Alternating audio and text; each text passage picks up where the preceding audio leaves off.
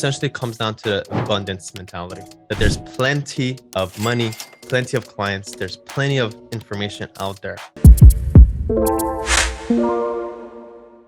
What do you find is the main thing that breaks as law firms work with you and begin to double their revenue? Is it hiring? Is it systems? Is it the phones? What's the most frequent problem that you and your coaches are having to solve? Two things. One is a lack of focus or getting distracted by shiny objects or different opportunities or things that come around us.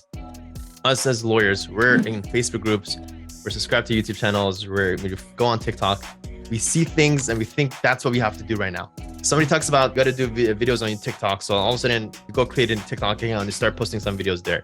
And then you hear about this and you go do that. That is counterproductive.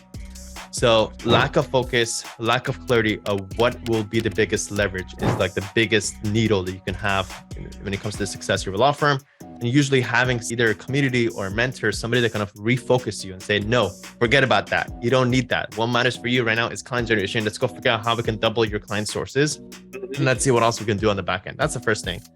Second thing is not hiring enough. The biggest leverage, the hiring and staffing needs in your firm. Yeah. Especially virtual. I'm sure you had, Brian, you had guests talking about virtual assistants.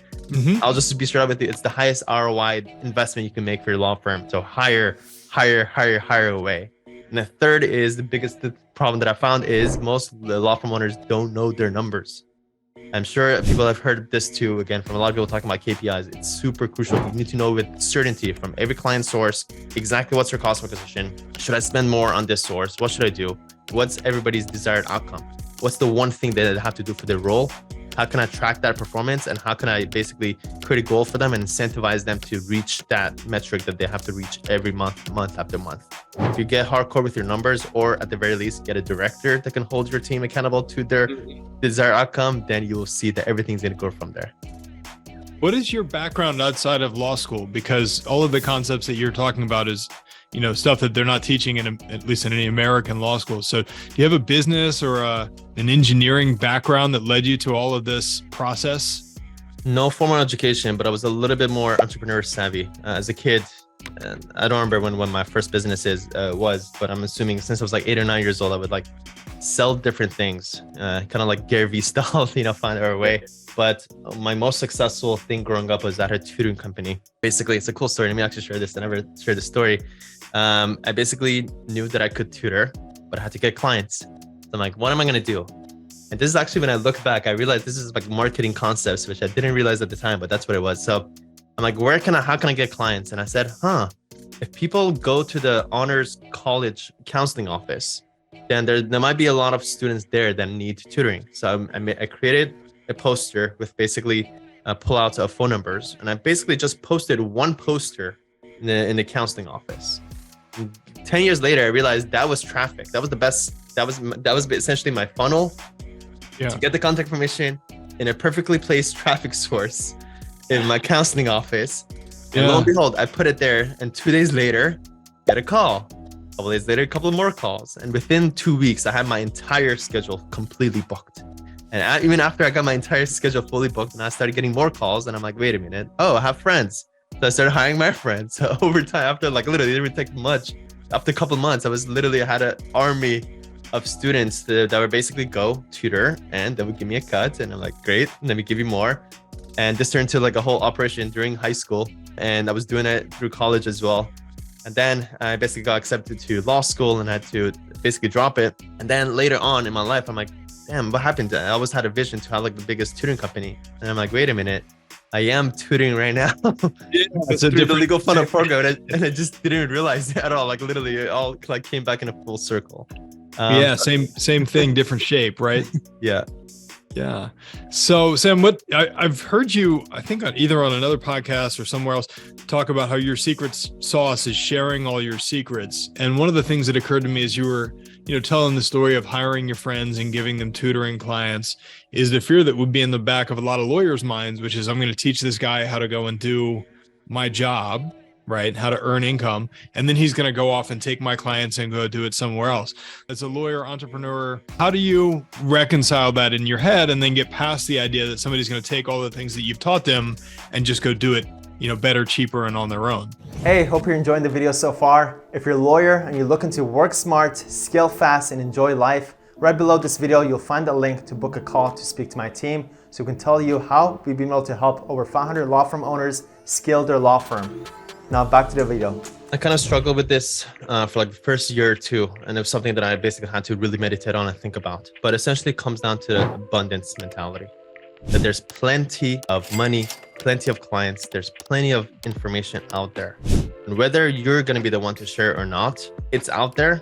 And that's one thing. Second thing is not seeing it as a zero-sum game. I don't see anything in any shape or form.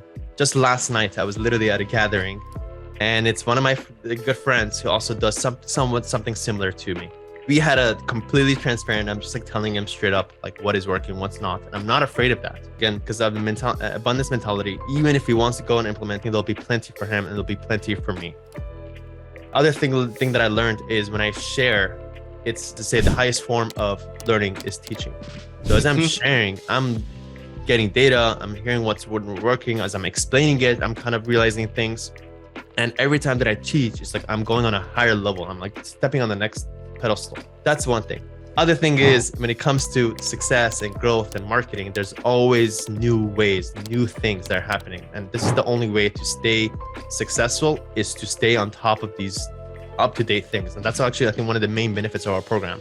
What worked 3 months ago, 6 months ago does not work in marketing. Right. Even a couple of weeks ago, like literally in contact with my media buyer here, did something change with Facebook ads this week? Because something seems off. And right away we communicate that and we make that quick implementation, let alone the rest of the market that could catch on to that in months and maybe years later. So it's constantly, even, put it out there. It's all good because there's like always new things to do and new things to share. Well, I think if you look around at the most successful entrepreneurs everywhere, many of them are doing exactly what you're doing, which is sharing everything, like Alex Hormozi, Gary Vee, like just kind of documenting what they've been doing and releasing it, because they know that really there is no secret to anything that we're doing. There's no profound knowledge that's in a book or on the internet somewhere that nobody else knows. The secret's all in the execution. The secret's in holding people accountable. Your managing director holding the employees and the VAs accountable to what their job is, and then executing on the plan and not getting distracted, as you said, by shiny object syndrome. Right. The biggest secret in business is that there is no secrets in business, right? There's never one thing. That's the podcast. See you next week. Because there's never just one thing. It requires multiple things. It's like a jigsaw puzzle that you put together, little here, little there. And then second thing that you mentioned, it's all about the execution. I could tell you all day long about what's working right now, but until you go implement, it doesn't mean anything at all. So, that's why there is a value to a program with multifaceted program, which is the community, accountability, masterminding, thinking, support team. All that stuff is like little sketching away, of basically making it more likely for it to be implemented. You mentioned a coach earlier. Who do you hang out with, either coaches or groups that are doing bigger things than you are?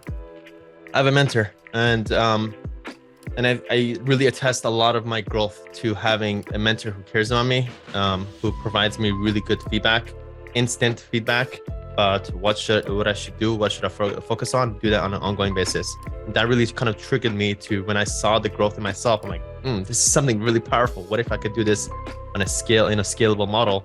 I could kind of mentor people in a groups kind of setting. So yeah, there's a lot of leverage there. It really is a cheat code to success by having a mentor who really cares about you.